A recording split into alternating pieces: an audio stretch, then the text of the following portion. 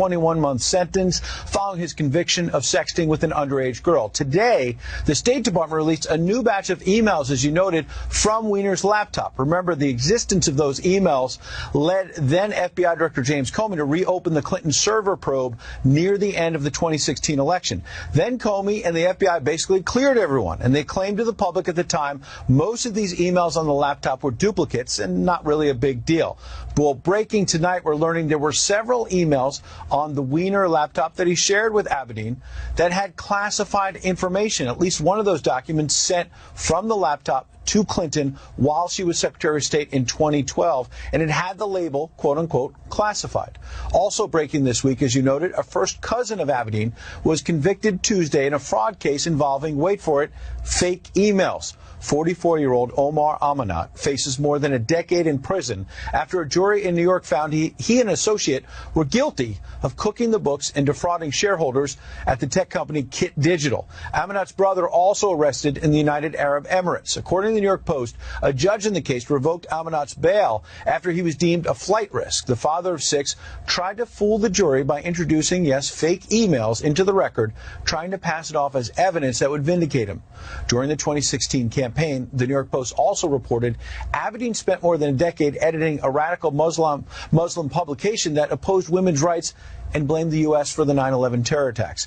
A far cry from the way Clinton and associates like Abedin presented themselves in that losing campaign. But again, this is a year that she clearly wants over, Brian.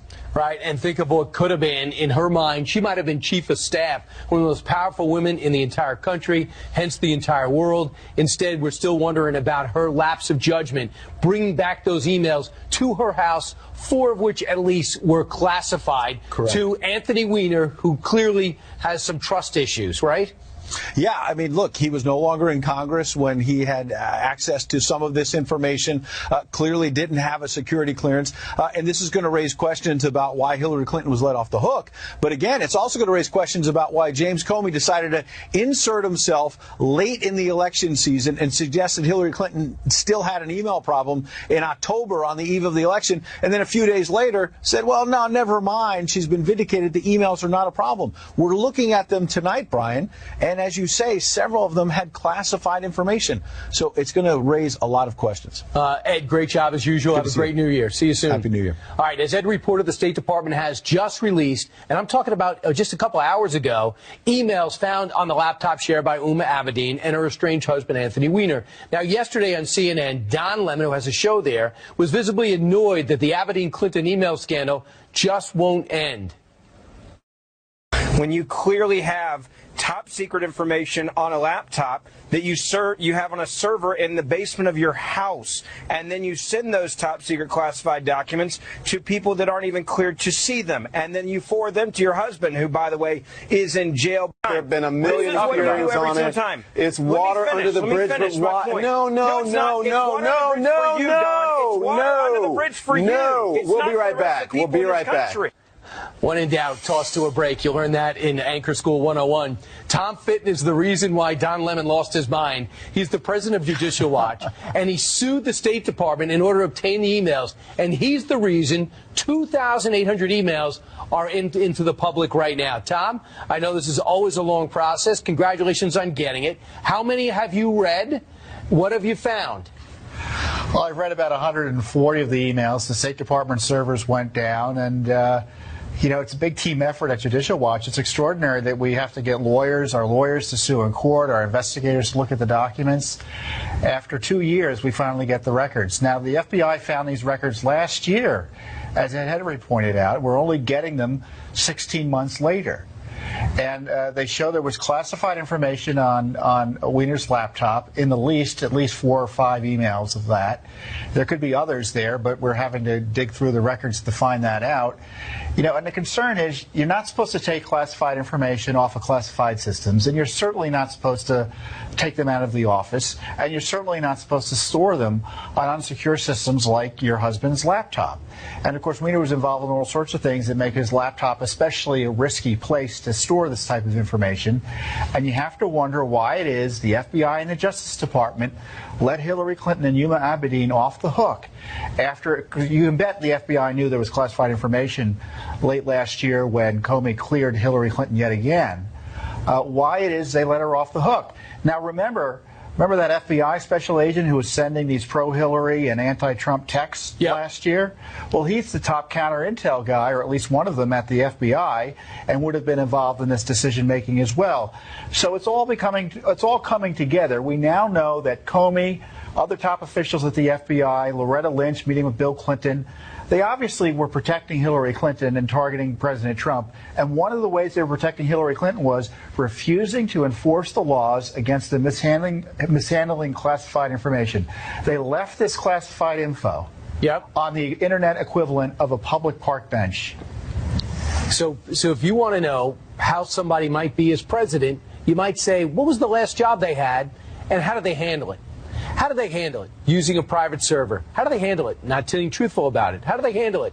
Putting classified information on that, denying that it did, and then having it turn up. And then getting angry when it's discovered in October before an election that she sent classified, her chief of staff sent classified material back to her house.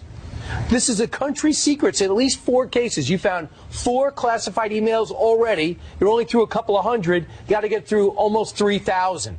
So it's her actions that prompted law enforcement to have to act. So you might love Comey, hate Comey. He did not want to have to do this. Her actions forced him to find this and then make a decision, correct? Yes, I do. And I think, Don Lemon's going to be really angry when I say the following. We need the Justice Department to criminally investigate what went on here, this time in an honest, forthright way, as opposed to the sham investigation that went on during the Obama administration that was protecting Hillary Clinton, their preferred candidate for the presidency.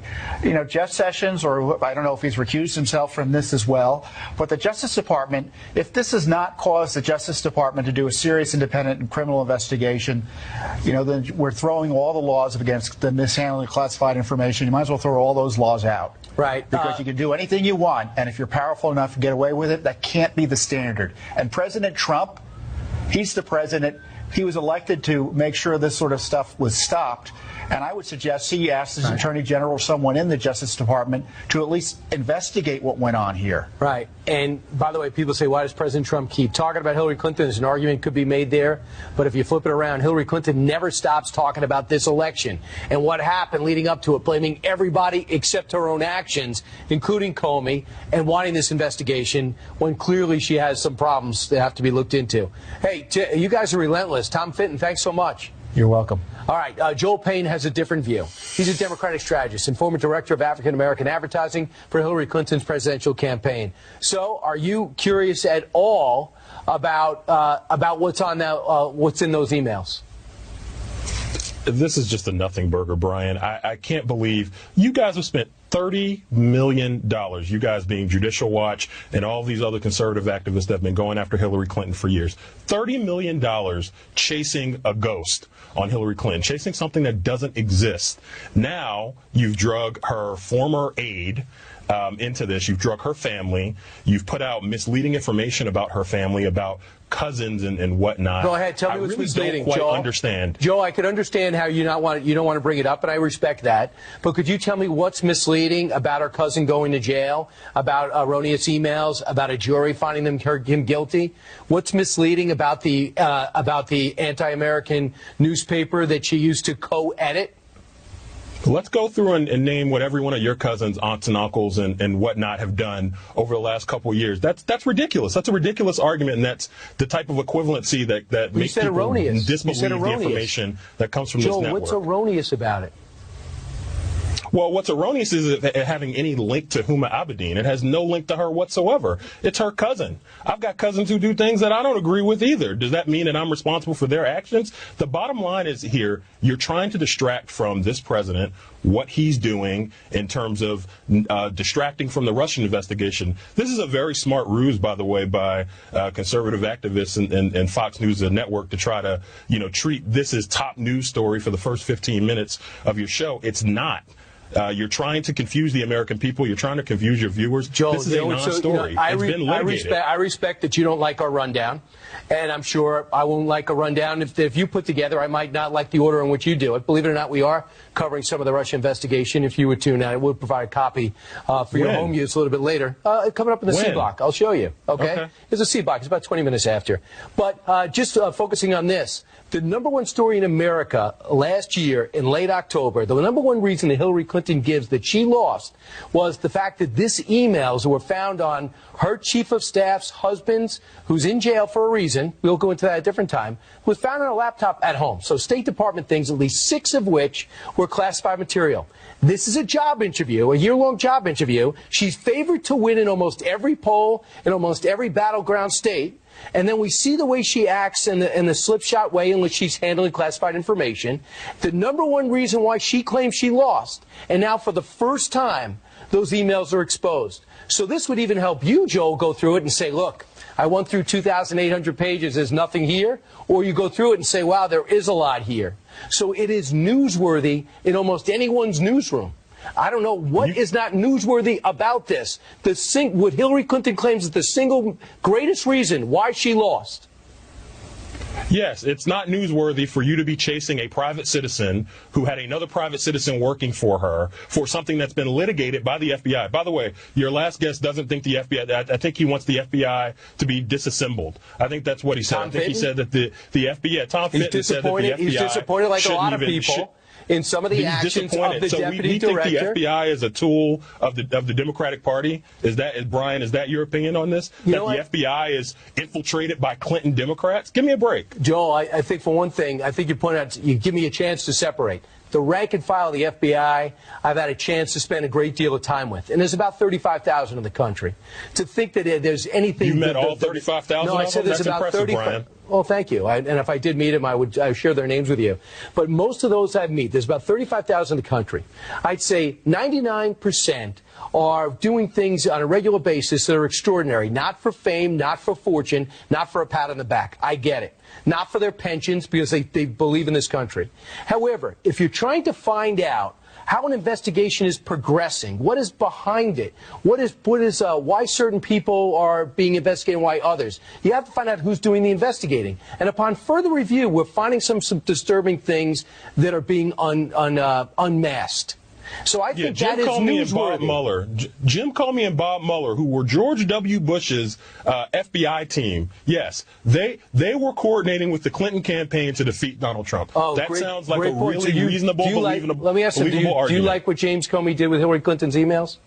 Of course not. I disagree with it, but I didn't think he called for being fired. So do you think it's not right? I disagreed with him. I reacted like a normal person. If I disagree with something Andy McCabe did, if I disagree with something Peter Strzok did, if I disagree with something that Bruce Orr working with Justice did, am I being critical of an entire bureau? Am I being critical of the entire Justice Department? Or am I saying, I don't like these actions? They seem to have a political motivation. And if I want to find out where an investigation's going, I have to find out who's doing it. To me, those are logical questions, Joel, that you would be asking too. Well, all due respect, Brian, I'm more concerned with our commander-in-chief and how he feels about this. He spent the last week before Christmas, going into Christmas holiday, tearing apart the career of Andy McCabe, who, by the way, has spent the last 20 years fighting terrorists, doing things that your network purports to care about. So, yeah, that's what your president believes in. So I'm more worried about what he thinks and not what you think. 7.5 hours behind closed doors. So disturbing was it, the guy's rushing to retirement. That's newsworthy. Thanks, Joel, for joining us. I appreciate it.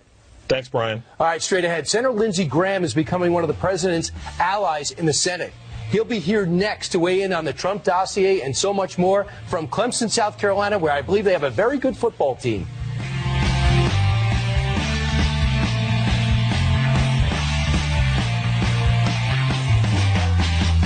Senator Lindsey Graham of South Carolina was one of President Trump's biggest critics, and now he might be the Trump whisperer. In fact, he voted for Evan McMullin, we understand, when all was said and done. But at the end of 2017, he's become an unexpected ally and confidant to President Trump by almost all accounts. So what does Senator Graham think about the Trump administration's first year, Robert Mueller's ongoing probe, and the prospects for 2018, and why January might be as big as December for Congress? Senator, welcome. Thanks for joining us. I think that's a pretty good lead-in. Thanks a bunch. Thanks. Yeah, I mean, it's been just fascinating to see the way you guys went at it, and now you have this very honest, upfront, mutual relationship and respect for each other, in my humble opinion. And Senator, why do you believe that something will get done with immigration? What could you tell the people right now that might give them a sense of optimism heading into the new year? Well, I think the president outlined what the deal will look like. About 80% of the American people want these DREAM Act kids to have a good life. They don't want to kick them out of the country because they got no place else to go. They've been here since they're pretty small kids. 80% of the people would like to see the border secured with a wall component. You need a wall on the border, not the entire border. Border security with a wall makes sense. Most Americans would like to get away from chain migration.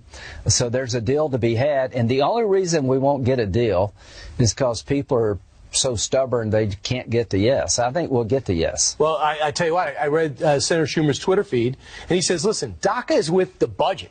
And we're going to pass the budget with DACA, nothing to do with border security. And we're not going to link it to the wall. So therefore, government doesn't get funded. You think that's not reality? There's something going on behind the scenes that makes you feel as though we're past that rhetoric. What is it? Yeah, I'm deeply involved with working with Democrats. I'm one of the authors of the DREAM Act with Senator Durbin. I think most Americans believe that not only should these kids have a second chance on life here, that we do need to secure our border. So this idea that we're only going to do the DREAM Act and nothing else is just all political theater. We have to do more than the DREAM Act, and we will. But you want to address chain migration, you want to address the lottery system, you want to get the border security done, and you want to get the DREAM thing done. So do you believe they're all going to be linked? Because Mitch McConnell says if you guys work it out, and you're working in a bipartisan way right now behind the scenes, and you put it to him, he's going to put it to a vote. And what's significant is he's going to say, I'll pass it even if majority of Republicans don't go for it. That's what he means when he says, I'll put it to a vote, right? Yeah, I think it'd be pretty hard to go back home and say that you voted against a secure border with a wall component. The president's not saying a 2,200-mile wall, but there are places we need a wall, and he's going to get his wall and border security because that's what he ran on. Democrats have been working with Republicans like myself for a decade now, try to find a way to fix the DREAM Act, their problem. That needs to be done. Right. Most people don't like chain migration. The lottery system is just the dumbest way in the world to give out visas. So everything comes together to get this package. All right, and you believe January? I hope so, sooner rather than later. Here's what I'd like to be able to do. I'd like the president to address the nation in the State of the Union and say, I've increased defense spending because it had to be increased. Our military suffered too long, and I fixed it. We got a border secured with a wall where it makes sense. The DREAM Act kids have a better life, and we're moving away from a stupid lottery system to a merit-based immigration system. I'd like for the president to be able to say that in January. I think that's possible. Only if Dick Durbin says the same thing, to be honest, even if you might not agree with him. If he's not nodding somewhere in Illinois, we're not going to get anywhere, and we've been down that road before. Senator, I want to move to one of President Trump's 101 tweets in the last couple of days. And one of them said, in his interview with the New York Times, which he gave without any aides around in an impromptu fashion at the grill, at his grill in Florida, he said, I think Robert Mueller will do a fair job, an honest job. He's confident he'll do a good job on this investigation. From a legal perspective and with your legal background, I know that makes you happy because to criticize Robert Mueller is not a good thing to do, necessarily legally. But do you believe that he's pursuing this thing in an honest fashion from what you know, not what you hope, but what you know? Yeah, I believe he is. I believe he's the right guy to have been chosen. He's going to give an analysis of what happened in a fair-minded way. But he's not looking at the dossier. That's not part of his charter. And I've spent some time in the last couple of days, after a lot of fighting with the Department of Justice, to get the background on the dossier. And here's what I can tell your viewers. I'm very disturbed about what the Department of Justice did with this dossier, and we need a special counsel to look into that because that's not in Mueller's charter. And what I saw and what I've gathered in the last couple of days bothers me a lot, and I'd like somebody outside DOJ to look into how this dossier was handled and what they did with it. Wait a second. So you found out something you did not know, and you were already disturbed by it. And is it about what's in the contents of it, or how it was used for this investigation and unmasking possible Trump officials? I've been a lawyer most of my life, a prosecutor and a defense attorney. And the one thing I can say, every prosecutor has a duty to the court to disclose things that are relevant to the request. So anytime a document is used to go to court for legal reasons, I think the Department of Justice owes it to the court to be up and up about exactly what this document is about, who paid for it, who's involved, what their motives might be. And I can just say this, after having looked at the history of the dossier and how it was used by the Department of Justice, I'm really very concerned, and this cannot be the new normal. Wow. And, Senator, I'm over time, but name the company in South Carolina that's responding to the tax reform and how. Neuropron is a pharmaceutical company. They gave a 5% wage increase to all their employees specifically because of the tax cut. The average person makes $70,000 a year. 5% pay raise is real money. When you look at the tax cut plus the pay raise plus the increase in the 401k plan, this has been a very good presidency for people who are working out there. President Trump's tax cut is going to help working people. His policies have generated a lot of economic growth in 401k plans, and employers are sharing the profits of the tax cut with their employees, which makes me very happy. Senator, thanks so much. Senator Lindsey Graham, have a great new year. I'll talk to you early and often in 2018. Thank you. Thank you. And he comes to us from Clemson, a team that couldn't beat Syracuse, but might just be the national champions. Meanwhile, according to BuzzFeed, America is being utterly ruined by white people. You heard that right. As a white guy, I'm curious to find out how we're doing it. BuzzFeed has found the problem with America. Are you ready? According to them, it's white people. Yes, that might be you. A year-end article on the website lists what it says are 37 things white people need to stop ruining in 2018. Among the listed, the Oscars, the United States of America, that's a general term, mac and cheese, I guess how we ruin that, I'm not sure, sneakers, Korean pop music, and protests. Joe Concha writes for media for The Hill and is also white. Joe, so you're a bit responsible here. You're not listed in the 37. Where do they get off coming off the list like this? I think I'm only half white. I'm not sure. I had some relatives that came by way of Cuba. So at least 16 of these things you're responsible for then. So what are they getting at? They're getting at that white people are bad for this country. Because one of them was that white people voted for Donald Trump at a 58% clip as opposed to Hillary Clinton at 37. He's in office, therefore white people caused this. But let's play a game, okay? Okay. Let's swap out white people ruining America 37 ways and put in black or Latino or any minority group. And you tell me how BuzzFeed, the editor, wouldn't be fired right now and how every advertiser on BuzzFeed wouldn't be boycotted. Oh, yeah, believe me. After we saw some of the backlash when the writers on Vanity Fair came forward and just had some sarcastic things to say about Hillary Clinton's terrible behavior over the last year, you saw, and they apologized. You can only imagine. But will they face any backlash from a list like this? You would think, but no, that hasn't been happening. And they've done lists like this before. There is precedent. One story they wrote was white people stay colonizing. And then white people are a plague to the planet was another one. So this appears to be a theme at the BuzzFeed. But I got to tell you, your floor director was walking me out here, and he said, you know what, because of that story, I stopped following BuzzFeed. I'm not going to read it anymore. You could only cross this line so many times. All right. So lastly, do you think there's a chance that they're just having fun? They're just like throwing it out there to get us talking about it? Dare I say buzz? Or do you think there's an agenda? I think they're desperate because I look at the numbers and they missed their revenue targets, according to the Wall Street Journal, by 50 to 70 million. They were supposed to have an IPO in 2018. Most analysts now say that isn't going to happen. So what do? You try to stir the pot even more and more. And when you do that, you dig the hole deeper and deeper. When you bring a guy like Joe Concha in on a Friday, you got to come up with at least two topics, and we think we came up with one. CNN has spent most of this past week breathlessly reporting every detail about a white truck they believe President Trump sent to keep the media from watching him golf at Mar-a-Lago. The president also got back on the golf course, but not that we can prove it because a giant white box truck blocks reporters. What's up with the white truck blocking his golf swing? This is a White House that seems particularly sensitive, for whatever reason, about images of President Trump on the golf course. This truck showed up out of nowhere, and we don't know where it came from. Now back to that mysterious truck blocking the president's golf swing from the cameras. One of the advantages of having your own golf course is you could also get a guy to get in a truck to block that golf course from the road. What was the obsession there? I mean, how could they focus? Like, not only are his tweets programming the entire network, but so are his non-actions. We ever think about what was in the box truck? Could there have been the ice cream that brings 2 scoops of ice cream? Remember, that was a CNN report that Trump has 2 instead of 1. Or maybe how many Diet Cokes he's having. It's delivering Diet Cokes. So maybe that should be the investigation. Look, CNN is not the network that it once was, under the Aaron Browns and the Bernard Shaws.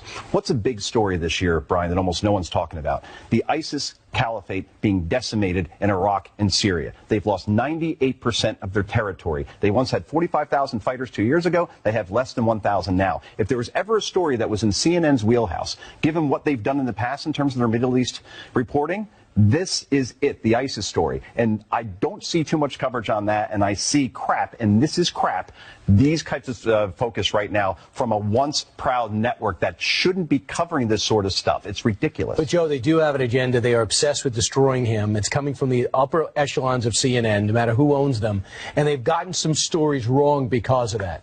Anthony Scaramucci, for one, links to the Russian government. They had to apologize for that. Apologize, and they fired 3 reporters that were on that they basically just had hired. One actually won a Pulitzer. Gone. And then, of course, a couple of weeks ago, that WikiLeaks story that they had. They said that Donald Trump Jr. and the Trump campaign had information 10 days before everybody else. It turned out it was already in the public domain, and that's because they relied on unnamed sources that also duped CBS and NBC. They should reveal who that source was, because that source was purposely putting out false information, whoever that may have been, a political operative or even a lawmaker.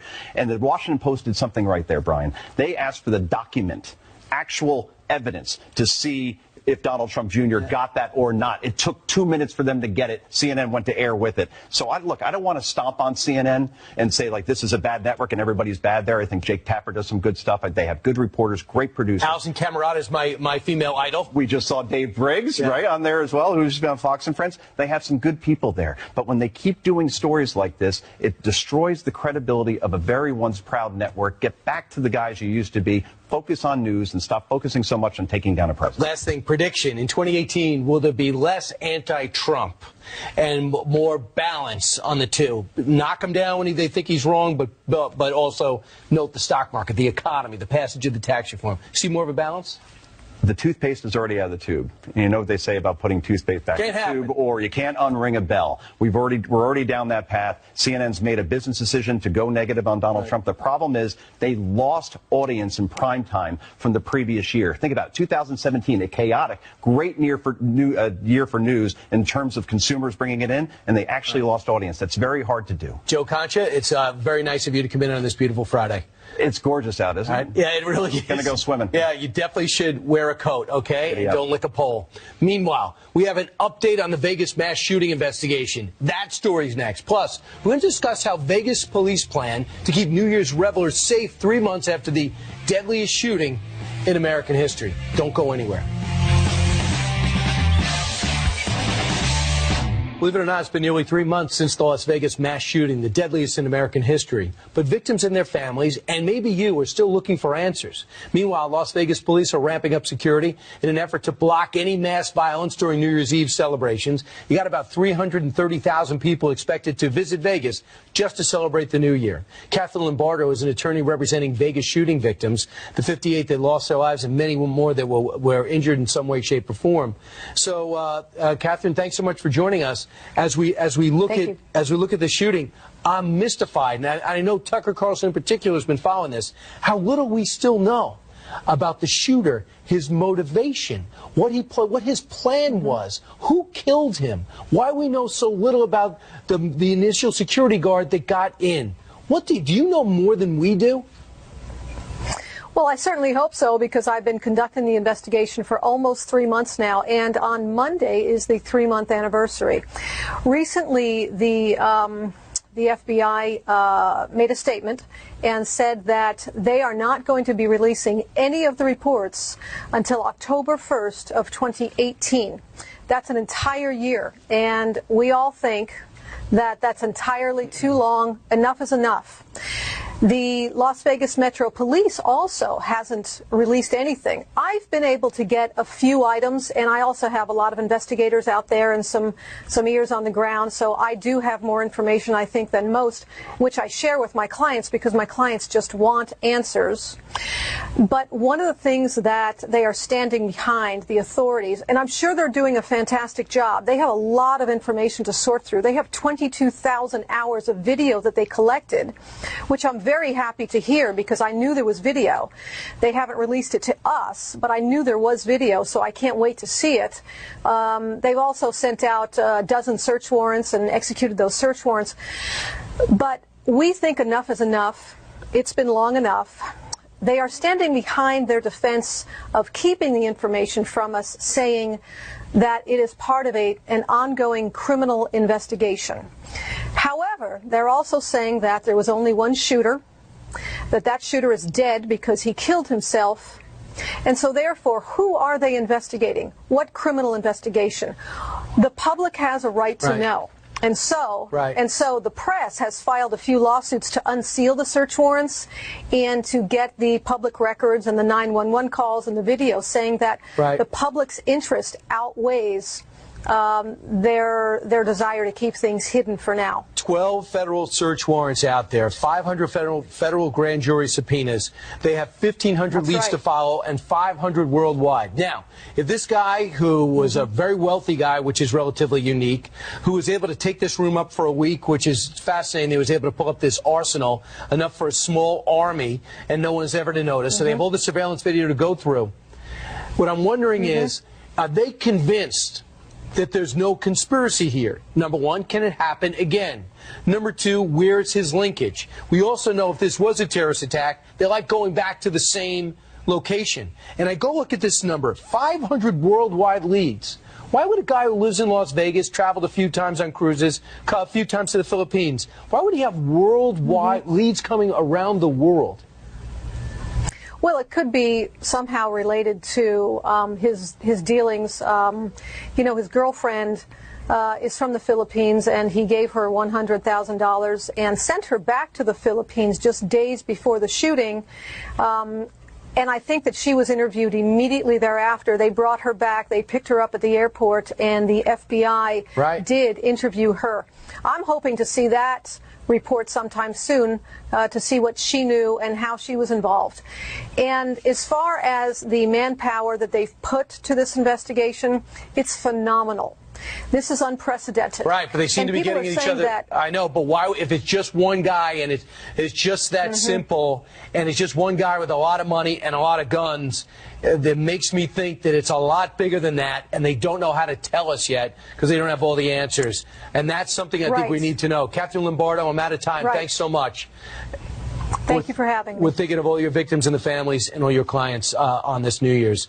As an Arctic blast grips much of the country, President Trump is heating up the debate over global warming. Yes, we're having that one again. Is it real? We'll find out the latest next.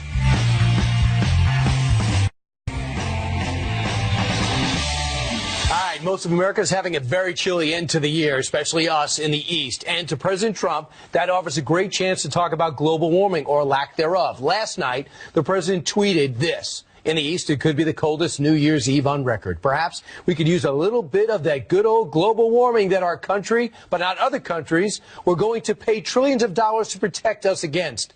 Bundle up! Exclamation point, close quotes. The president's remarks are sure to upset Al Gore, who has been warning us for more than a decade that the polar ice caps will be gone any day now. The entire North Polar ice cap during some of the summer months could be completely ice-free within the next 5 to 7 years. Unfortunately and regrettably, a lot of serious damage has been done. Greenland, for example, is losing 1 cubic kilometer of ice every single day. I went down to Miami and saw fish from the ocean swimming in the streets on a sunny day. Right, and then kids were fishing to catch those fish. Craig Wrightstone is the author of this book called Inconvenient Facts, and he goes on looks at all of Al Gore's statements and brings his form of science to him. Thanks so much for joining us. Appreciate you joining us, Greg. Thank you so much. I really enjoyed Donald Trump's tweet there. So was he wrong? Because he's getting ripped by everyone. Elizabeth Warren just says, I'm going to say something really crazy. I believe in science. Climate change is real. And we have a moral obligation to protect this earth from our children and grandchildren. And a lot of people mocking the president. You're not. Why? Well, I spent the day on some climate alarmist blogosphere and websites, and when they weren't deriding him for being a climate change denier or a science denier, they were deriding him because he couldn't tell the difference between weather and climate. And apparently weather is whenever the temperatures don't agree with what they have to say, and climate is when it does.